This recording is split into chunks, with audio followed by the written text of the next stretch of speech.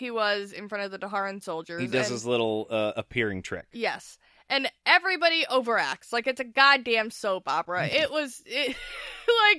Okay, I get people being like a little shocked, but people were fucking praying to the creator and passing out, and like it was a lot. Now, people were afraid of Gratch, and people are afraid of the Mordsith and all the soldiers, but none of this happened before Richard appeared out of nowhere.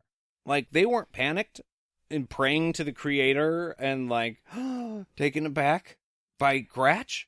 And no, like, apparently nobody not. fainted. Apparently not. And then Richard pops out of a corner somewhere in a place where magic is pretty common, and everybody starts passing out and crying and praying. And well, that was what my or is thought it all was. for show for him? I think I'm wondering if it's just like nobody, like the cape is a very special thing because apparently magic doesn't exist that can make you invisible. But I don't know. I would feel like in a world like this, I would maybe be surprised. I would be like, oh shit. Yeah. But not terrified at the idea. Yeah, I mean, I guess I just felt like it was backwards because now everybody was scared of Gratch and the Mords. You know, they had their attention, but Richard pops out of nowhere and then they start freaking out. Yeah. I would think when the soldiers come in with Gratch, everybody would start freaking out. And then, you know, it's a real tense moment. And then he'd take off the cape and be like, haha, here I am. Yeah. And then they might chill out a bit. Like, yeah. Oh, okay, this was all for... I get it now. Yeah, it's a show. Like, I don't know. Yeah. Anyways. Richard addresses the crowd. He looks, like, super tired because he still hasn't really fucking slept in a really long time. Yeah. And not fancy at all like you would expect a Lord Rawl to look. But he's definitely fucking dangerous. So I think what you're saying, Jade, is that Richard needs a beer. He obviously looks pretty strung out. Yeah, tired and dangerous. Yeah, that might be the time for a beer. Yeah. Let's say yeah. Yeah, for sure. Are you saying it's time for the beer break? It definitely is. Heck yes. All right, so today we have Bluegrass Breakfast from Oddside. That's a place in Grand Haven, kind of near us. Really good place to go. This is an imperial stout aged in bourbon barrels with coffee maple syrup, bacon, and pecans. Dude, it's got all the good stuff. All the stuff. All the things. So I can honestly tell you guys that right now it is 9:55 in the a.m. And so we're like, yeah, we'll have the breakfast one. And yeah, we're day drinking, so y'all have to deal with that. But but then upon the first sip, it is definitely imperial. And it is definitely aged in bourbon barrels, so it is very, very strong.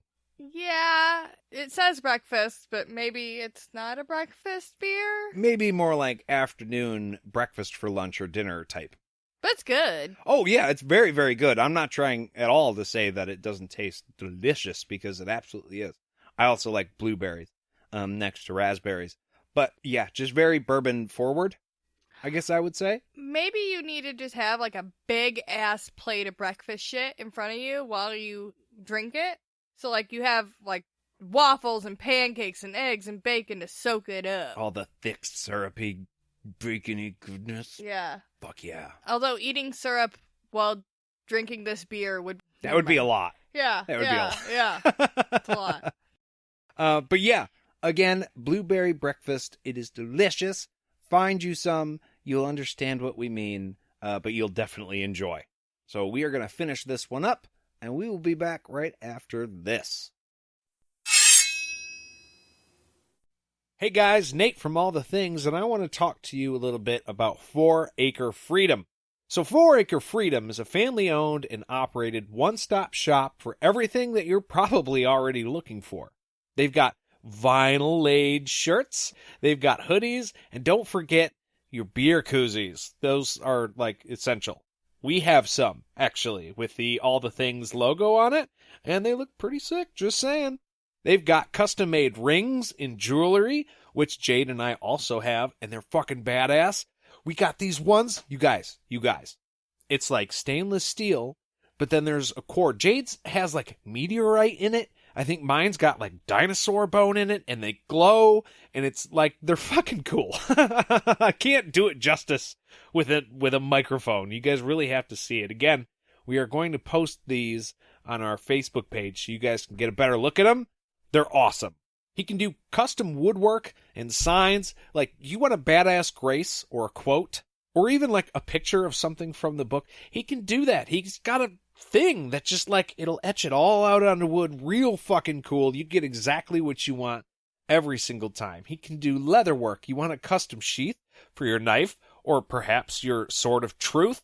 You need a new belt. He can do that too. I mean, you could put those two things together and probably make a scabbard. Just saying. And also they have farm-to-table bread, candies, and confections, which are delicious. I have tried them. Look, here's the thing. Everything they do is of the best quality. And it's all literally handmade. This is not that kind of shop that just buys a bunch of shit cheap online and then you get cheap stuff for a little bit more. No. The value is there. The quality is there. Everything they do is awesome. And you should check them out for yourself. They're on Facebook, Instagram, and Twitter. And of course, you can check them out at 4acrefreedom.com. High quality, handmade. We are back, and Richard has arrived. He is finally at the front of this room full of shocked people. And he's giving him the glare, because again, he needs a beer. Galtero, he leans over to Toby, and he's like, hey man, I almost arrested that dude earlier, and now here he is. Apparently that was the Lord Rawl, and he explains how, like, he was taken away from him before he had a chance to bring him into questioning. Yeah, and Toby's like, shit, that would have been really cool. Yeah. But also probably not a great first impression if you're like, I arrested you that one time, remember? Yeah, no. My dad used to be a cop, and he actually told me a story about somebody recognizing him when he was hanging out at the Legion. A guy he had apparently arrested like 20 years prior, and like everything was fine. It wasn't really a huge deal, but the guy's like, hey, I know you from somewhere. And my dad was like, oh, shit. No, you don't. No, you've never seen me before. So the Lord Rawl makes a point to point out to Lunetta that her dress looks like the bomb. It's the best one there at the ball. Yeah. He gives her a compliment right off the bat, kind of letting everybody know that he doesn't really care about finery or status or money or any of that. Yeah, all their great expensive fucking dresses that push their tits up to their ears don't matter. Because her dress made out of rags is the best one there. Because, like, he's trying to make a point to everybody. He's up on... And that's the thing. He points her out of everybody because he's up on the stage, like, pointing down at them. Yeah, he's above all that shit. And that kind of goes back to the point I was making earlier about the common folk being in the room where they normally aren't. And how it's a shock to all the rich nobility. Right. Because he doesn't give a shit about titles. He tells them that the Order wants all magic to be gone because they believe it's evil and want all people under their rule. But they're wrong about magic. It's just an excuse to justify what they do. He's laying down an accusation. Yeah, which is directly opposing what everybody here in the city has been, like, kind of living under. Not for very long, but this new rule that's been there has been saying the exact opposite of everything he's saying. Essentially, they're going after the Keeper, but it's wrapped up in magic. Yeah. Whereas the people of Aidendrill really don't care about magic, but, like, the Keeper's bad, so yeah, go ahead and do that. Yeah. Richard's laying a direct line to, you are doing something wrong, in his very first sentence. Yeah, he's putting the lie to the Order's teachings, I guess. Yeah, like their ways. Yeah. And like you said, a lot of people don't necessarily agree. One of those people being Duchess Lumholtz. She brings up how the Fold feels about magic, and Richard shuts it down. He's like, no, hold on. Facts are facts. Let's get this straight. The Creator creates. Saying that the Keeper makes magic would be heresy because the Keeper can't create. If he could, he'd be, the Creator. Anyways, but the Keeper is the destroyer. So he can't Which make sounds anything. badass, by the way. Oh, yeah. Keeper the Destroyer. I gotta put an effect on my voice and make that sound even cooler. Either she's a heretic, or she's accusing someone to make herself look better. I love how Richard calls her out. He's like, are you dumb or just shitty? In front of everybody there. She's like, well...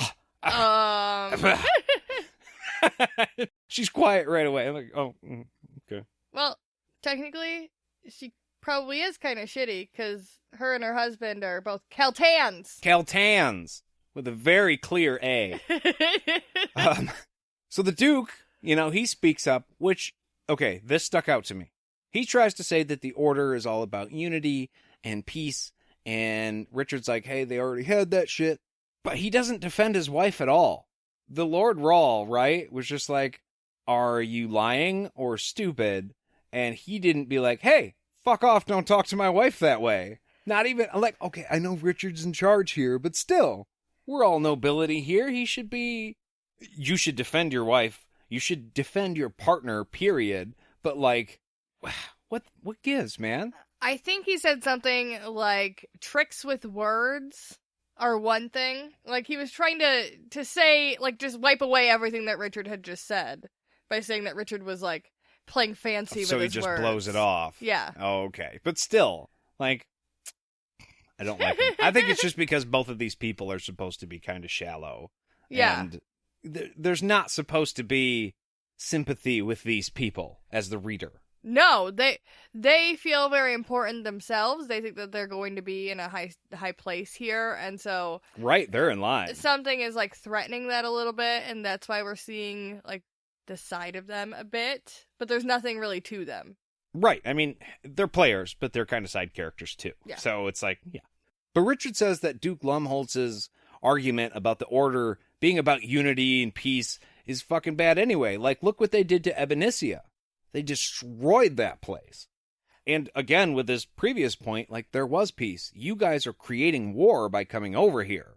They're not peaceful. Yeah, you had all the things that you say that the Order's going to give you already with the Midlands. You didn't take care of it, and that's what's happening here. And, by the way, rape and baby killing. That's what they've been doing. Whole bunch of raping and baby killing. Every time you say it, it's super uncomfortable, but that's what it's supposed to be. Richard was screaming spit out of his face about it in He's this pulling chapter. a King George from Hamilton. He was like, he was upset, okay? And rightfully so. Yeah.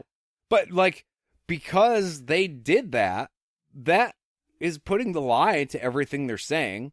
And now, since they've attacked and killed people, essentially they're at war. They don't get to defend themselves anymore. Yeah, they don't get to put out excuses and reasons and try to wipe it away with pretty words. They don't get that right because they've lost that by being heinous, terrible people. By being guilty, yeah. And so it's mentioned, right? It's mentioned that many of the men who were working for the Order were D'harans, and if Richard is in charge of the D'harans, then Richard is at fault for this. And he's like, whoa, that was my dad. Killed him, so don't worry about that. Also, he didn't raise me. I had nothing to do with that guy. I'm not responsible for this. It is interesting, though, because they have a very valid point. Mm-hmm. And how the fuck do we know that? Do you have, like, some type of paperwork documenting how long you've been Lord Rawl? Right, no shit. You just walking in here saying the shit doesn't mean that you didn't orchestrate it. I haven't been paying attention to the paper. It does kind of feel like a PR conference or something where they're like, we're actually under new management and didn't know about that. Yeah. So, yeah, agree. Super bad, and we will have to get back to you on that. And for a second, I was thinking, okay, so if the Order came under new management and said the same things that Richard did, would they be cool? And I was like, well, maybe if they stopped killing people and were not about hating magic, they would probably be fine. So maybe, yeah. You mean if they didn't murder innocent people, then maybe they could all get along? Yeah. And then I was like, okay, so obviously that's yeah. I know, the face you're making. I was trying to okay, what if the Order did the same thing? Because it seems like a ludicrous plan to just come into somewhere and be like, they're bad. I'm not. because that was my dad. I'm a good guy. Like, it's just all in his word. You know what I mean? Right. So oh, I yeah, feel they like don't really know. The Order could do the same thing. But, yeah, Richard actually follows through, so it's not the same thing. He just got